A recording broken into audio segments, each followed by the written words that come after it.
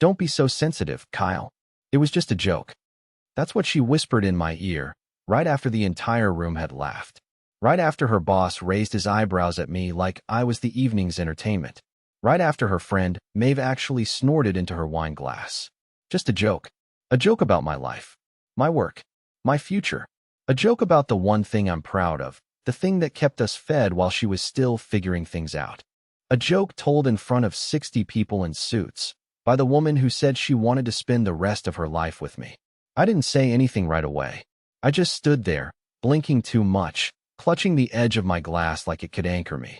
She kept smiling, like she hadn't noticed the way my face went cold. I remember looking around the rooftop. People were already turning away, done with me. Back to their networking, their flutes of champagne, their tired compliments about the skyline. I was background again. Just some guy standing beside the woman who won Employee of the Quarter. I shouldn't have come. I knew that when we stepped off the elevator. I knew it when she made me change my shoes. I knew it when she told me, "Try not to talk about your job unless someone asks." But I came because I loved her. God, I was such an idiot. The music changed. People laughed again. She leaned in, kissed my cheek like that erased everything, and then walked off to hug someone named Darian or Derek or Devin. I don't remember. I just stood there, alone, sweating through my collar. I kept hearing it echo in my head. "He fixes vending machines. Isn't that adorable?" No one looked at me the same after that. I became the joke, the mascot, the man she picked off the clearance rack and paraded around like an ironic fashion choice. And still, I didn't leave. Not then. No. I waited.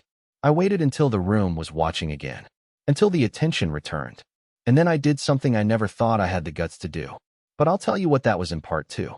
Because that's the moment everything changed. I didn't follow her when she walked away. I just stood by the drinks table, pretending to be interested in a bowl of olives I didn't even touch. One of them had a toothpick sticking out like a little flag, and I watched it tremble slightly from the wind, or maybe from my hand shaking. It's strange what you notice when you're humiliated. I couldn't hear what people were saying anymore. I just saw mouths moving, eyes glancing, shoulders nudging. No one dared approach me, not even to be polite. They were probably afraid I'd tell them about vending machines, or, worse, actually be sincere. She came back 20 minutes later. Her lip gloss had been reapplied. She smelled like someone else's cologne. Someone she hugged too long. She laughed like nothing was wrong. Like she hadn't ripped my dignity out of my chest and paraded it around like confetti. "I'm starving," she said, reaching for a bacon-wrapped something. "Aren't you having fun?" I didn't answer. I just looked at the ring on her finger. It looked heavy all of a sudden. Too heavy for someone who threw me under the bus to make people giggle. That's when she noticed. My silence. My face. "Oh, come on," she muttered, leaning in close. "Kyle, I was just trying to be funny. These people have no sense of humor. You know I didn't mean it." She kept talking, spinning, explaining, justifying, but none of it landed. My ears rang. My throat was tight. I thought of my dad. He would have walked out the second she made that comment. My mom would have thrown her wine in Amber's face. Me? I was still standing there like a coward. And then I did something I didn't plan. I reached into my pocket, pulled out the little black box I carried all night, because I thought, God help me. I thought maybe tonight would be special. I thought maybe I'd surprise her with a second, fancier ring. Something more worthy of her world. Instead, I opened it, took out the ring. Her eyes widened, not in joy, but in panic. "Kyle, not here," she whispered. But I wasn't proposing. I took her hand, and slowly, without a word, I slid the engagement ring off her finger and replaced it with the new one. Then I let go of her hand and walked away, leaving both rings on the table behind me. Two symbols of a love I thought was real. Two reminders that I was the only one who took any of it seriously. Behind me, people started whispering again. But this time they weren't laughing. They were watching a man unravel. And she couldn't spin it into a joke fast enough. She didn't come after me. Not right away. I walked down the rooftop stairs, not even bothering with the elevator. I didn't want to wait, or hear music, or catch my reflection in those mirror-like doors. I wanted air. Real air. Not perfume nonsense. Not string lights and curated playlists, and people who clink glasses after laughing at strangers. I reached the street and just stood there, facing the black asphalt like it had answers. For the first time in a long time, I didn't know where to go. I couldn't go home. We shared that space. I couldn't go to my shop. It was locked and cold. I thought about driving, just aimlessly, letting the night swallow me. And then I heard the sharp sound of her heels behind me. She caught up, breathing too fast like she'd run, but I knew she hadn't. She never runs unless it's for show. What the hell was that? She snapped, grabbing my arm like she had some claim over it. I didn't answer. I just looked at her hand. Still bare. Still missing the ring. Do you have any idea how that made me look? She hissed, stepping in front of me like she could block the whole world out. You embarrassed me. In front of everyone. That sentence hit like a slap. She was embarrassed. She was embarrassed. Not because she humiliated me. Not because she turned me into a joke in front of her entire professional network. No, because I didn't stand there and smile through it. Because I didn't play along like the obedient little side character in her carefully polished life. I think that's when I really saw her. Not Amber the fiancée. Not Amber the woman I fell for. Just Amber, who needed the right lighting, the right moment, the right version of me. I didn't do anything you didn't do first, I said, my voice shaking. Not with rage. With grief. She blinked, and for the first time all night, her smile cracked. Just a little. Like she realized I wasn't bluffing. Like maybe, just maybe, this wasn't going to be one of those fights we pretend didn't happen tomorrow morning. Are you really doing this over a joke? She said. But there was less venom in her voice now. Just confusion. Maybe fear. I didn't have the energy to explain that it wasn't about a joke. It was about all the little things she let slide. The quiet belittling. The way she introduced me like a rescue dog she picked up to feel grounded. The way she only kissed me when no one was looking and never held my hand when someone was. It all came to a head with one laugh. That was all it took to make everything finally collapse. She tried again, softer this time. We can go back upstairs. Just act like nothing happened. We'll talk later. You caught me off guard. That's all. And for a moment, one stupid, fragile second, I almost nodded. But then I saw a couple from the party walking by behind her, slowing their steps just enough to listen in, pretending to scroll their phones. And I remembered the exact sound of their laughter. So I said the one thing she never expected to hear. No, Amber. We're not going back upstairs. You are. She laughed nervously, as if I was kidding. But I wasn't. And when she realized that, when she saw I was serious, her face changed completely. That's when she said it. The thing I'll never forget. The thing that made this about so much more than pride or pain. She crossed her arms, stepped back, and said, Fine. Go cry about it, vending boy. And then she turned around and walked away. Back to her rooftop. Back to her people. Back to the version of herself that didn't include me anymore. She thought that was the end. It wasn't. Not even close. I didn't sleep that night. I drove aimlessly until the gas light came on, then parked at a dark gas station on the edge of town and sat there, listening to the clicks of the cooling engine like it was trying to say something I couldn't translate. I scrolled through our old photos. Her smile. My stupid grin. The pictures where I held the camera too low or too high and she'd make fun of me. I wondered how many of those smiles were real. I wondered how many were hers and how many were someone else's version of who she was supposed to be.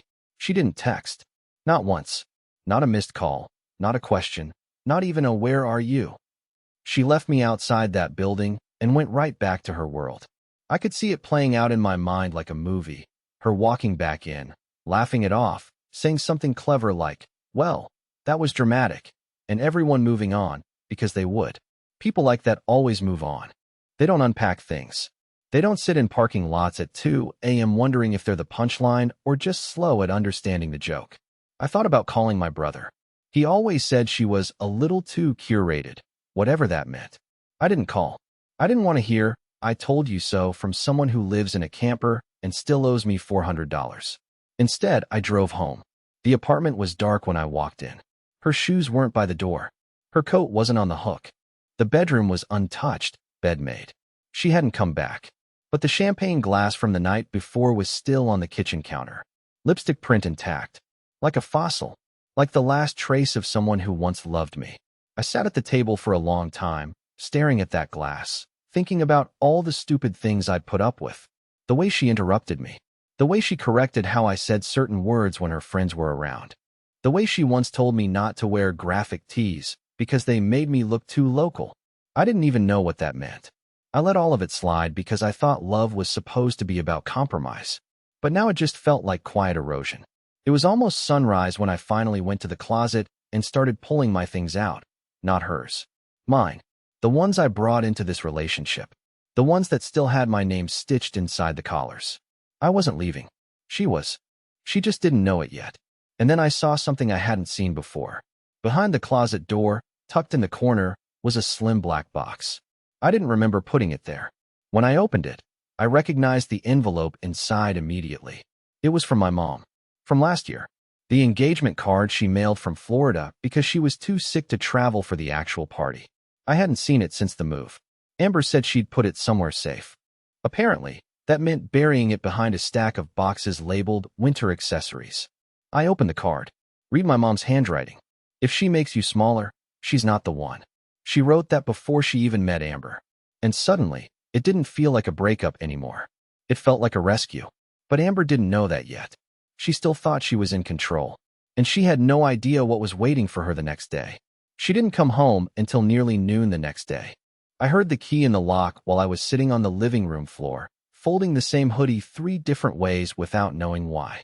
I didn't move. I didn't even look at the door.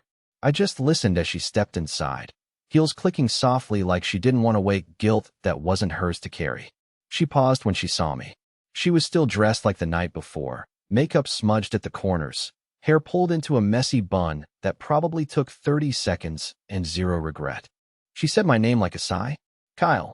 And then, can we talk? I nodded. Slowly, like it physically hurt to do. She started pacing, arms crossed tight, talking fast, like if she stopped, the silence would swallow her whole. She said she'd had too much to drink. That she didn't mean it that way. That people misunderstood. That I overreacted. That I humiliated her. That I should have waited until we got home. Then she cried. The soft, practiced kind. The kind she probably used when she missed deadlines or needed extensions in college. Not ugly crying. Not shaking or sobbing. Just perfect, glistening tears with mascara tracks. Pain performed for maximum emotional leverage. She reached for my hand. I pulled it away. And for the first time, I saw her face twitch. Just for a second. Something flickered. Not sadness. Not shame. Annoyance. Like she'd run out of patience. Like my heartbreak was becoming inconvenient. I stood up, said nothing, just walked past her, opened the coat closet, and pulled out the one thing that had been sitting there all night. A plain cardboard box. Her things. Not everything. Just the ones that mattered. The framed photo of her graduation she insisted stay on the bookshelf even though it wasn't mine. Her curated perfume collection. The journals she never let me read. Her tea mugs. The fake succulent she bought because it added warmth. And the dress she wore last night, folded neatly on top, like a ghost. She blinked. What is this? I didn't answer. I just handed her the box. She didn't take it. Her voice rose, cracking at the edges. You're seriously kicking me out? After one joke? I looked her in the eyes. I hadn't done that since last night. I made sure this time she saw everything. The exhaustion, the sadness, the deep, bottomless betrayal. I wanted her to feel it settle in the space between us like dust. You didn't make one joke, I said quietly. You've been telling them for months. Last night was just the first time I laughed, too. She stared at me, not crying anymore, not even pretending, just frozen. I placed the box on the kitchen counter, next to the untouched champagne glass. Then I walked back to the bedroom and shut the door. Behind it, I could hear her breathing. Shallow, controlled, calculating. She didn't yell. She didn't beg. She just stood there, and I knew exactly what she was thinking, that this was just a phase, that I'd come crawling back, that I needed her more than she needed me. She didn't know I'd already sent the email to the landlord, removing her name from the lease. She didn't know what else I'd found in her nightstand drawer while she was gone. She didn't know about Devin, but she would. Very, very soon. I didn't sleep again. Not even a little. I lay on my side of the bed, if it could still be called that, and stared at the outline of the ceiling fan blades spinning in the dark. The room felt colder. Not physically, not really, but the warmth that used to hum in the background, the invisible sense that someone cared you were breathing next to them, was gone. Like she'd taken it with her in that box I left on the counter. Only, the box was still there. I could hear the cardboard shifting when she moved around it. She didn't speak to me again that day. I think she was waiting for me to cave. For the version of me she was used to, quiet, pliable, too soft to push back, to return and apologize for having feelings. But I didn't. I stayed behind the door, half-dressed, staring at the drawer she never let me open. It had always bugged me. We didn't have secrets, or at least I didn't think we did. But there was one drawer on her side of the bed she kept locked with this cheap silver latch. She once told me it had boring girl stuff in it. Tampons, journals, receipts. She made a joke about how no man should ever want to go in there unless he was suicidal. Last night, while she was out laughing on rooftops, I found the tiny screwdriver I used to pry open vending machine keypads and pop the lock. It was easier than I thought. Inside was a stack of envelopes tied with twine. Not bills. Not letters from her grandma. They were birthday cards. Notes. Little scribbled things signed with A.D. Devon. The name wasn't unfamiliar. I'd heard her mention him a few times. Coworker. Graphic design. Worked in branding. Once gave her a ride home when her car wouldn't start. Apparently, he gave her more than that. One of the notes still had a faint smear of lipstick. It wasn't mine. It wasn't even close to the shade she wore around me. Another had a date, 3 weeks before our engagement, and a line I read 12 times before I believed it was real. I wish I could wake up next to you without feeling like a secret. I remember staring at it, feeling nothing at first, then a trickle of nausea, then heat rising in my face like I'd been slapped, but by a ghost. I didn't confront her right away. I wanted to. I imagined it 10 different ways, none of them satisfying. Because what could I say that wouldn't make me look pathetic?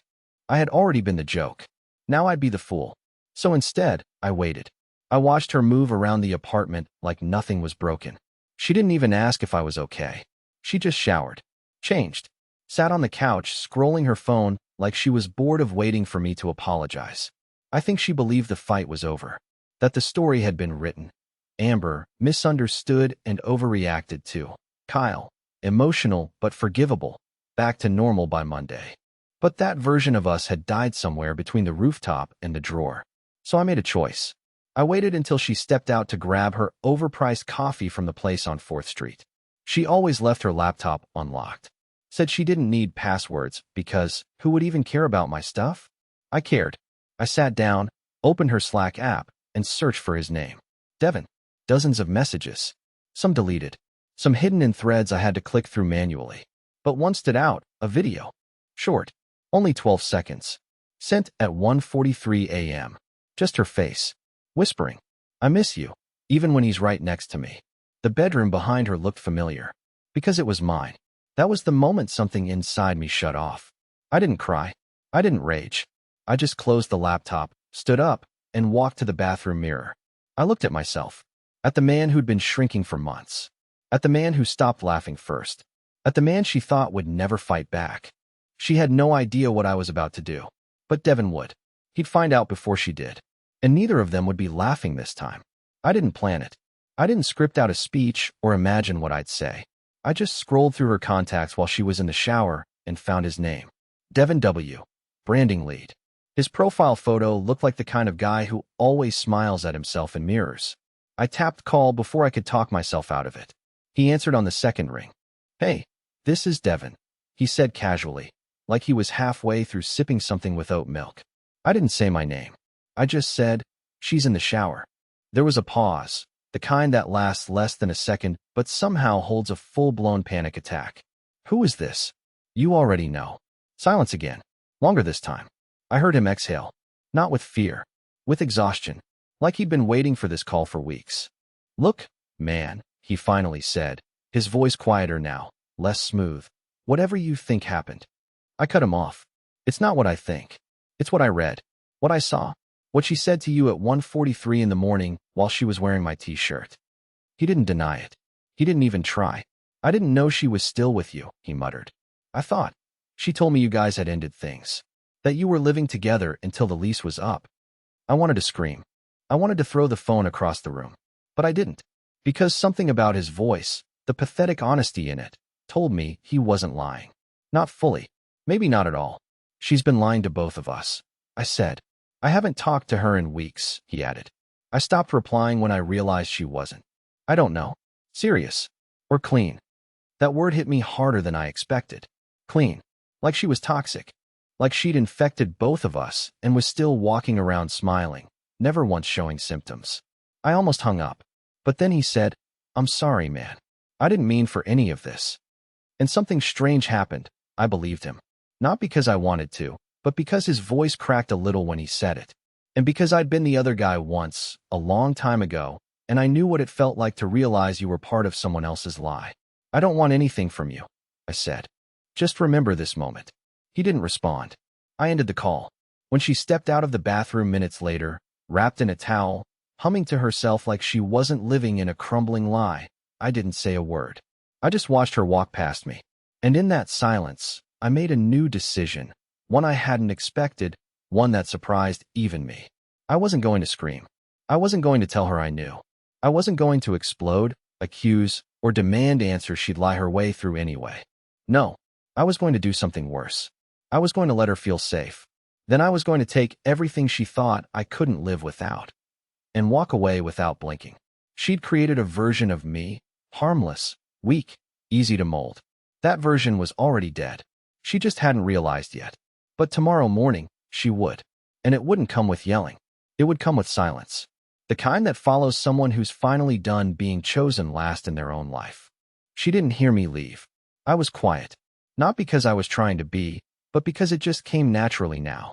That silence I used to fill with explanations, with apologies, with softness. It had settled into me like a second skin. I didn't slam drawers. I didn't break anything. I didn't leave a dramatic note or cue up some emotional playlist. I just moved. By the time the sun began slipping in through the blinds, I'd packed everything that was truly mine. Not just what I brought into this apartment, but what belonged to me emotionally. The books I actually read, the shirts I liked when no one judged them, the tools I trusted, the pictures where my smile hadn't been filtered down to fit her world. I left the engagement ring. Not in a box. Not in the drawer. On her pillow. I didn't do it for effect. I didn't want her to cry. I didn't want to haunt her. I just wanted her to see something real first thing in the morning. Something small and silent that carried the weight of 1,000 unspoken truths. I walked out without looking back. The world didn't stop. Birds still chirped. A delivery van honked. A teenager on a bike almost clipped me as I crossed the street. Life was already moving on, even if she hadn't yet noticed. I stayed with my cousin for a few days, the one with the terrible hoodie collection and the loud dog that barks at ceiling fans. He didn't ask questions, just handed me a beer and said, "About time." I didn't explain much, just said, "Yeah." And somehow that was enough. The strangest thing about heartbreak is how boring it gets once you've really processed it. It's loud at first, your mind racing with what-ifs and should-haves and why-would she's.